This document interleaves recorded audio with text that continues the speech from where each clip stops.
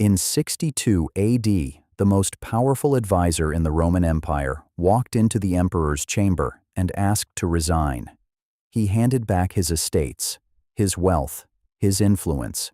Nero refused. But Seneca had already made his decision. Lucius Annaeus.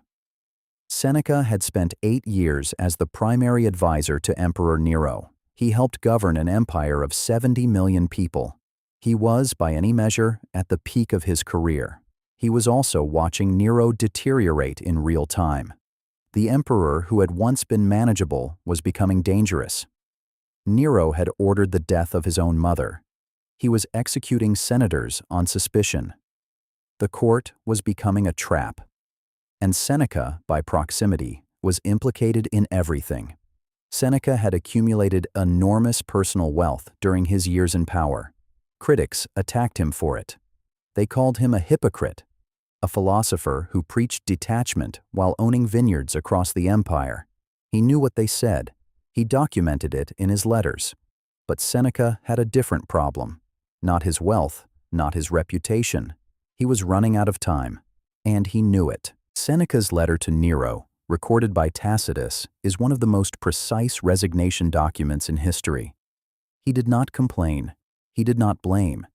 He made a calculation. He told Nero, "I have reached the age where my body demands rest. I can no longer serve you with the energy you deserve. Take back what you gave me. Let me spend what remains on my mind." This was not weakness. This was strategy.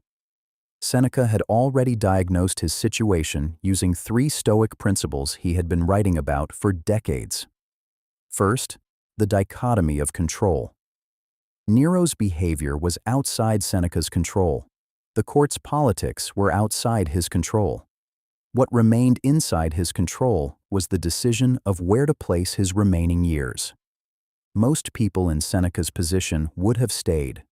The proximity to power is addictive. The identity becomes the role. Seneca had watched other advisors cling to access long after it had turned corrosive. They stayed because leaving felt like failure. Seneca understood something else. Staying past the point of usefulness is not loyalty. It is cowardice dressed as commitment. Second, memento mori, the active awareness of death. Seneca wrote consistently about time as the only non-renewable resource. He calculated the years he had spent in service against the years he had left for philosophy. The math was clear. Third, voluntary discomfort as preparation. Seneca had been practicing detachment from wealth and status for years. When the moment came to actually release them, the rehearsal made the action possible. He retired to his villa. He wrote. He produced some of the most precise thinking on time, death, and decision-making in the ancient world. 3 years later, Nero ordered his death anyway. Seneca received the order calmly. He had already done the work. He had already lived on his own terms. Most founders do not have an emperor, but they have the equivalent, a board that has turned hostile, a co-founder relationship that has become corrosive, a company that has grown past the founder's actual competence or desire, a role that was once energizing and has become a slow drain on every other part of their life. The pattern is consistent. Founders stay too long. Not because they are irrational, because the identity cost of leaving feels higher than the operational cost of staying.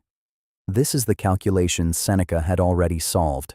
The question is not, should I leave? The question is, what is the actual cost of staying 1 more year? Not the financial cost. The cost in attention, in energy, in the compounding opportunity cost of everything else you are not building. Seneca's framework produces 3 diagnostic questions. 1. Is the thing you are trying to fix inside or outside your control? 2. If you removed the identity from the equation, what would the calculation look like? Strip out the status, the title, the what will people think. 3. What would you build with the time you are currently spending on this? The founders who execute this well do not announce it dramatically. They make a quiet decision. They structure a transition. They leave before the role extracts what it would have taken if they had waited. The ones who wait too long leave with less. Less energy, less credibility, less of themselves. Seneca had one sentence for this. He wrote that reclaiming your time is not theft. It is self-preservation. The only resource that cannot be replaced is the one they are spending while waiting for conditions to improve. Staying would cost him, and he had already decided the price was too high. The principle, leaving at the right time, is a skill. Most founders treat it as a failure. Seneca treated it as the final act of a strategist. Follow if you want to become unbreakable.